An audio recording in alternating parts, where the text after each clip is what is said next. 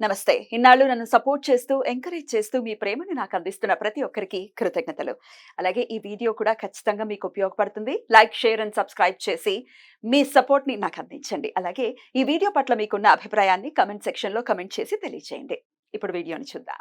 నమస్తే. Welcome to our channel. నేను పద్మిని. ప్రస్తుతం మనతో పాటు ప్రముఖ ఆధ్యాత్మికవేత్త, వాస్తు జ్యోతిష పండితులు కేఎస్ఆర్ గారు మనతో పాటు ఉన్నారు. మాట్లాడదాం సార్. నమస్తే సార్. నమస్తే అండి. ప్రతి సంవత్సరం కూడా ఆగస్ట్ 16, 17 తారీఖుల్లో సూర్యుడు సింహ రాశిలోకి ప్రవేశిస్తాడు. ఇది ప్రతి సంవత్సరం జరిగేటటువంటి విషయమే. ఆయనకున్నటువంటి ఏకైక స్వక్షేత్రం సింహరాశి. సింహరాశిలోకి మరి సూర్యుడు ఎంట్రీ ఎటువంటి రిజల్ట్స్ ని ఇస్తుంది ద్వాదశ రాశులకి అనేది ఒకసారి మీ ద్వారా తెలుసుకోవాలనుకుంటున్నాను. తప్పకుండా. అయితే ఇక్కడ మనం ద్వాదశ రాశులతో పాటుగా అసలు మామూలుగా ఏంటంటే ఏదైనా కానీ సింహరాశులు అంటే ప్రతి నెల ఒక్కొక్క సంక్రాంతి అనేది మనం చేసుకుంటాం. అయితే జనాలకి తెలిసింది మకర సంక్రాంతి లాగా మిగతా అన్ని సంక్రాంతులు తెలియకపోవచ్చు. కానీ నిజానికి ఏంటంటే వాళ్ళు ద్వాదశ ఆదిత్యులు కాబట్టి 12 మంది ఆదిత్యులకి 12 మనం న్యాయబద్ధంగా వెళ్ళాలి కాబట్టి ఒక్కొక్కరికి ఒక్క సంక్రాంతిని కట్టబెట్టడం అయింది. సో సింహ సంక్రమణం ఇది. దాన్ని సింహ సంక్రాంతి అంటాం వాడుక మామూలుగా చెప్పాలంటే. అయితే ఇక్కడ దీన్ని ఇప్పుడు మనం వివస్వంతుడు అంటారు. ఇప్పుడు వచ్చే సూర్యుడు ఎవరైతే ఉంటారో ఆ ద్వాదశ ఆదిత్యుల్లో ఈయన వివస్వంతుడు అంటారు. అలాగే ఇంచుమించుగా 12 ఏదైతే మనకు సంక్రాంతులు ఉన్నాయో ఆ యొక్క సూర్య చరిత్రని గనక చూసినట్టయితే గనక అందరూ సూర్యుని ప్రార్థించి ఆ తర్వాత ఒక లింగాన్ని కాశీలో ప్రతిష్ఠించడం అనేది ఉంటుంది. అందుకే ద్వాదశ ఆదిత్యులు అక్కడ ఉన్నారు. అందుకని మొత్తం మనకు అందరూ కూడా అక్కడ కాశీలో ఉండటం అనేది. ఇప్పుడు వచ్చే కథ దాంట్లో ఏంటంటే ఏదైతే మనకి కద్రువా వినత కథ తెలుసు కదా, మరి చాలా ఏళ్ళు ఆవిడ దగ్గర దాస్యం వహించింది కదా ఈవిడ వినత. దానివల్ల ఏంటంటే ఒక పాపాత్మురాల దగ్గర నేను దాస్యం చేశాను కాబట్టి అది పోవటం కోసం, ఆ పాపం తొలగటం కోసం అని చెప్పి ఈవిడ తపస్సు చేస్తుంది. అక్కడ అందుకని ఆయనకి మళ్ళీ ఈవిడికి మళ్ళీ ఆమె కొడుకు గరుడు సహకరిస్తే అక్కడ గరుడేశ్వరుడు అని చెప్పి మనకి కాశీలో ప్రతిష్ఠించడం అనేది జరిగింది. సో అది అందుకని ఆ రకంగా ఏంటంటే మన యొక్క పాపాలు ఏవైతే ఉంటాయో ఆ పాపాలన్నీ తొలగటానికి అంటే మనం ఈ యొక్క జీవన విధానంలో ఒక్కోసారి మనం తెలిసి కొన్ని చేస్తాం, తెలియక కొన్ని పాపాలు చేస్తాం. అందుకని ఈ పాపాలు ఎలాంటివైనా సరే పోవటం కోసం అని చెప్పి ఇప్పుడు ఈ సింహ సంక్రాంతి, దానికి మనం వినత యొక్క కథని దృష్టాంతంగా తీసుకున్నాం అంతవరకే. కానీ ఇక్కడ ప్రధాన ఉద్దేశం ఏంటంటే మనిషి కొన్ని పాపాలు తెలిసి ఇప్పుడు ఆమె విధానంగా ఆలోచించినట్టయితే ఇవాళ మనం ఒక కంపెనీకి మనం పనిచేసాం అనుకోండి, దాస్యం అనేది ఒకటి. రెండోది ఏంటంటే వాళ్ళు అన్యాయంగా అక్రమార్జన ఉందనుకోండి, మనం దాంట్లో మనం కూడా పాలు పంచుకున్నట్టేగా. అప్పుడు పాపం మనకి సూక్ష్మం అనేది ఉంటుందిగా ప్రతిదానికి. అందుకే మనకు తెలియనప్పుడు ఇప్పుడు ఏదో కంపెనీ ఏదో చేస్తుంది మనకు తెలియదు, మనం మాత్రం ఊరికే మనకిచ్చిన. అందుకే ఇక్కడ మనం తెలిసి చేసినా తెలియక చేసినా అనేది దాంట్లో ఉండే ఆ నిష్పత్తి అనేది తగ్గచ్చు. కానీ అక్కడ ఎంతో కొంత పాపం మనకు ఉంటుంది. అది 1 వంత 1/2 వంత లేదా 1/4 వంత అనేది కూడా మూట కట్టుకుంటూ ఉంటాం. ఖచ్చితంగా మూట కట్టుకుంటాం. పూజలు చేసేస్తున్నాం ఫలించట్లేదంటే ఇవి కూడా కారణాలు అవ్వచ్చు. మనం ఎక్కడ బాగా అన్యాయాలు చేసే కంపెనీలోనే ఎక్కువ చేసాం అనుకోండి, ఆ పాపం మనకి చుట్టుకుంటుంది. సో అందుకని మీకు గనక గమనించినట్టయితే గనక ఏదైతే పెద్ద పెద్ద బాగా మోసాలు చేసే కంపెనీల్లో మనం కూడా భాగస్వామిగా ఉన్నాం అనుకుందాం. అంటే డైరెక్ట్గా ఉండకపోయినా నేను చెప్పేది. అందుకని ఆ సొమ్ము మనకి కలిసి రాదు. మీరు చాలా మంది చూస్తే ఎవరిని ఎంత సొమ్ము పెట్టినా అది వేస్ట్ అయిపో, అంటే అక్కడ మనం సంపాదించిందంతా వేస్ట్ అయిపోతూ ఉంటుంది. కరెక్ట్. హాస్పిటల్ ఖర్చు అని హాస్పిటల్కి ఒక్క పైసా నేను నెలకు 40,000 తెచ్చుకుంటున్నానే కానీ నాకేం సుఖం లేదండి, ఎలా ఎందుకు వెళ్ళిపోతుందో తెలియదు అనుకో. ఉంటుంది, ఖచ్చితంగా రీజన్ ఉంటుంది. సో అందుకని మనకి ఏంటంటే అది కర్మ అనేది ఎప్పుడు కూడా చాలా సూక్ష్మంగా చూడాలి. పైన మనం జడ్జిమెంట్ ఇచ్చేయలేము. సరే, అలాంటివి మనకి తెలిసినా తెలియకపోయినా ఆ పాపాల నుంచి మనం బయటపడడం కోసం సింహ సంక్రమణం మనకు ఉపయోగపడుతుందని చెప్తున్నారు. ఖచ్చితంగా అదేగా నేను చెప్పేది. అందుకే ఇప్పుడు మనం ఈ నెలలో మనం ఈ రాశిలోకి మారినప్పుడు రవికి మనం ఏ రకంగా సేవ చేయాలి అనేది ఒకటి. సరే పైన క్లుప్తంగా ఇప్పుడు మనం ఏదైనప్పటికీ కూడా అంటే ఈ రాశుల గురించి కూడా మీరు గోచార ఫలితాలు అన్నట్టుగా అడిగారు. సో అందుకని మరి గోచార ఫలంగా చెప్పుకోవాలనుకుంటే కనుక ఇప్పుడు రవి కేతువు కలిసి ఉండటం అనేది జరుగుతుంది. సో అందుకని రవికేతువుల కలయిక అనేది ఉంటుంది. ఆ కలయికలో మనకి ఏంటంటే ఖచ్చితంగా కొద్దిగా అవమానాలు ఉంటాయి ఉద్యోగాల్లో వాళ్ళు ఉండే వాళ్ళకి ఒకటి. తర్వాత తండ్రికి కొడుకులకి లేదా తండ్రి సంతానం అనుకోండి, ఈ తండ్రి సంతానం మధ్య కూడా ఇబ్బందులు ఉంటాయి. తర్వాత నాన్నగారి ఆరోగ్య విషయాల్లో కూడా ఇబ్బందులు ఉంటాయి. ముఖ్యంగా సింహరాశికి చెప్తున్నాను నేను. సింహరాశి వాళ్ళకి సింహరాశి. ఎందుకంటే సింహరాశిలో రవికేతుల కలయిక అనేది ఏర్పడుతుంది కదా. సో అందుకని రవికేతుల కలయిక ఏర్పడినప్పుడు ఖచ్చితంగా తండ్రి మీద ప్రభావం చూపించడానికి కూడా ఉంటుంది.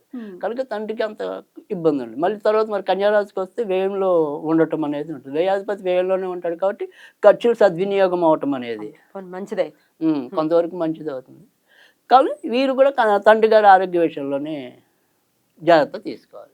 కానీ బాగా యోగించడం అంటే కొద్దిగా తులారాశికి ఎక్కువ యోగించడం అనేది ఉంటుంది.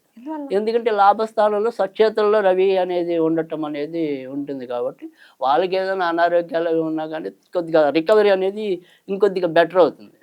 సో అందుకని తులారాశికి చాలా మంచిదని చెప్పాలి. తర్వాత మనం వచ్చేప్పటికి వృశ్చిక రాశికి కూడా మంచిదే. రాజస్థానంలో రవి చాలా బలవంతుడు. అందుకని 10వ ఇంట రవి బలవంతుడు కాబట్టి ఖచ్చితంగా ఉద్యోగాలు లేక ఇబ్బంది పడుతున్న వాళ్ళు ఎవరైనా ఉంటే కనుక వృశ్చిక రాశి వాళ్ళకి ఆ రకంగా కొంత మంచి ఊరట లభించడానికి కనుక వాళ్ళకి మంచిది. సో ధనుర్రాశికి కూడా మంచిది. నవమ కాకపోతే గోచారంలో నవమానికి అంత ప్రాధాన్యత ఉండదు రవి సంచారానికి. కానీ కొంతవరకు పర్వాలేదు, అంటే మిశ్రమంగానే పర్వాలేదు. డేంజర్ కొద్దిగా మకర రాశి. అష్టమంలో ఉండి అష్టమాధిపతి అష్టమంలో ఉండి కేతువుతో ఉంటే ఒకసారి చెప్ప పెట్టకుండా వచ్చే వ్యాధులు వీళ్ళకి రావడానికి అవకాశం ఉంది. అంటే ఈ హార్ట్ అటాకులు కానీ ఇంకేదైనా కానీ ఇలా కొన్ని మనకు అప్పటికప్పుడు సడన్గా కనపడుతూ ఉంటాయి కొన్ని అలాంటి పెద్ద వ్యాధులు. అలాంటి బాధ ఏదైనా ఉంటే మకర రాశికి ఉంటుంది. ఈ నెల కొంచెం జాగ్రత్తగా. రైట్. కుంభరాశికి కూడా పర్వాలేదు, మిశ్రమ ఫలితాలు ఉంటాయి. 7వ ఇంట్లో ఉంటాడు సూర్యుడు. సో కొత్తగా పెళ్ళి కావాల్సిన వాళ్ళకి కొంతవరకు యోగ్యత అనేది పడుతుంది. కానీ బాగా మళ్ళీ మీన రాశికి యోగ్యం. గోచరంలో 6వ ఇంట రవి చాలా బలం. సో అందుకని శారీరకంగా బలం పుంజుకోవటం అనేది. కాకపోతే వైరల్ ఫీవర్లు రావడానికి మాత్రం అవకాశం ఉంటుంది. కానీ ఉద్యోగాల్లో వాటిలో చాలా వీరి ప్రతిభ ఏమంటారు 10 మందికి తెలియటం కానీ, ప్రోత్సాహం అందుకోవటం కానీ, పదోన్నతులు కానీ, తర్వాత గవర్నమెంట్ విధానంలో ఉన్న వాళ్ళకి కూడా మంచి ఉంటుంది. సో మీన రాశికి కూడా మంచిది ఎక్కువ శాతం. మేషరాశి వారికి సహజ పంచమాధిపతి ఆయన, అలాగే ఆయన పంచమంలో. కానీ మేష రాశికి కొంత మంచిది కాదనే చెప్పాలి. ఎందుకని అంటే 5వ ఇంట సూర్యుడు అంత మంచి కాకపోవటం అనేది ఇన్ జనరల్ గానే మంచి కాదు, అంత మంచిది కాదు. అంటే వ్యక్తిగతంగా లగ్నం బట్టి అయితే మంచిదే. లగ్నం బట్టి చూసినప్పుడైతే కనుక పంచమాధిపతి పంచమంలో ఉంటే చాలా మంచిది. చాలా అంటే స్పాంటేనియస్గా దేంటైనా సరే రాణించడానికి ఉంటుంది. అంటే నిర్ణయాలు తీసుకోవడంలో కానీ వాటిలో కానీ. గోచారంలో మంచిది కాదు. అంటే ముఖ్యంగా పిల్లల పరంగా ఏమైనా సరే ఎక్కువ ఒత్తిళ్ళు ఎదుర్కోవటం అనేది. తర్వాత మనకి షేర్ మార్కెట్లు ఇలాంటి అలవాట్లు ఉన్న వాళ్ళకైతే కనుక కొంత నష్టపోవడానికి అవకాశం ఉంటుంది మేష రాశి. తర్వాత ఇది వృషభ రాశి వారికి కూడా మంచిది కాదు. చతుర్థంలో ఉంటే కనుక ఇంటి సమస్యలు పెరిగిపోవటం అనేది, సో మానసికంగా కుదురుగా లేకపోవటం అనేది వృషభ రాశికి ఉంటుంది. కానీ మిథున రాశికి చాలా మంచిది. ఎందుకంటే 3వ ఇంట్లో రవి కూడా మళ్ళీ మంచిదే గోచారంలో. అంటే ఇతరుల యొక్క సహాయ సహకారాలతో ఎలాంటి సమస్య ఉన్నా బయటకు వస్తారు. సో అందుకని వాళ్ళకి కూడా మంచిదే. మళ్ళీ కర్కాటక రాశికి మంచిది కాదు. ఎందుకంటే 2వ ఇంట ధనస్థానంలోకి రవికేతుల కలయిక కాబట్టి వీరికి కూడా అధిక ధన వ్యయము దోబరావటం అనేది కూడా. అందులో కూడా ధన వ్యయం ఉండటం ఒక పద్ధతి, దుబారా ఖర్చులు అవటం అనేది ఇంకో పద్ధతి. అందుకని వీళ్ళకి కూడా అంత మంచిది కాదు. సరే, అందుకని ఇక్కడ మనం ఏంటంటే బాగా ఎక్కువ చెప్పుకోవాలంటే కనుక కొద్దిగా తులారాశి ఎక్కువ మంచి మిథున రాశికి ఎక్కువగా మంచి ఫలితాలు వస్తున్నాయి. మీన రాశికి కూడా బాగుంది ఎక్కువ శాతం. ఈ 4 ఎక్కువ బాగున్నాయి. Right sir. అయితే బాగున్న వాటి గురించి పక్కన పెట్టేసి బాలేని వాళ్ళ కోసం చెప్పండి, ఏ రెమెడీస్ డెఫినెట్ గా ఈ బాలేని పరిస్థితిని అధిగమించే శక్తి మాకు వస్తుంది అంటే? తప్పకుండా అండి. ఇక్కడ మనకి ఏదైనా సరే మనం ఇందాక ఒకటి చెప్పుకున్నాం, ఇక్కడ ఈ యొక్క వీటి రాశి ఫలాలతో సంబంధం లేకుండా కూడా ఏదైతే సింహరాశిలోకి సూర్యుడు అడుగు పెట్టాడో ఆ సూర్యుడిని శాంతింపజేసుకోవటం కోసం చేస్తే మనకి ఏదైనా సరే తెలిసి తెలియక చేసిన పాపాలు కూడా పోతాయి అని. అవును. సో అందుకని ఇక్కడ ఏంటంటే అటు వాళ్ళు చేయవలసిన ధర్మం కానీ, ఇటు బాగుండక ఏదైనా సరే ఇబ్బంది పడే వాళ్ళ కోసం కానీ అందరికీ మనం కనుక ఆలోచించినట్టయితే కనుక దానం చేసే విధానం తెలిస్తే కనుక 1.5 కిలో గోధుమలు దానం చేయటం అనేది మంచిది. తర్వాత ఇవి దానాలు మనకి అంత తెలియదు అనుకుంటే కనుక గోధుమ రవ్వ పంచదార ఏదైనా సరే కొద్దిగా 2 కలిపేసి ఏదైనా చెట్టు లేదా మొక్క మొదల్లో ఇప్పుడు ఏదైతే ఈ భాద్రమాద మాసంలో అంటే సూర్యుడు సంచరించినప్పటి నుంచి మళ్ళీ సెప్టెంబర్ 16 ఇంచుమించుగా కన్యారాశిలోకి వస్తాడు సూర్యుడు.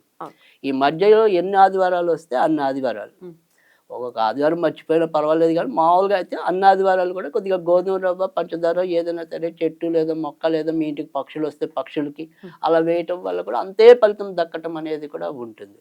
తర్వాత మూడోది అత్యద్భుతంగా పనిచేయాలి అంటే కనుక ఎవరైనా సరే నాన్నగారు యొక్క కాలు కడిగి ఆయన యొక్క ఆశీర్వాదం తీసుకుంటే చాలా మంచి జరుగుతుంది. మరి లేరండి మా నాన్నగారు అందుకే ఉన్న అనుకుంటే? వాళ్ళ కోసమనే చెప్తున్నాను. లేని వాళ్ళు లేని వాళ్ళ కోసం అంటే పితృ సమానులుగా వారు ఎవరైనా భావిస్తే వాళ్ళ పాదాలే కడగటం. అంటే ఇప్పుడు బాబాయిలు బాబాయిలు ఉంటారు. ఉండొచ్చు, పెద్దనాళ్ళు ఉండొచ్చు. అసలు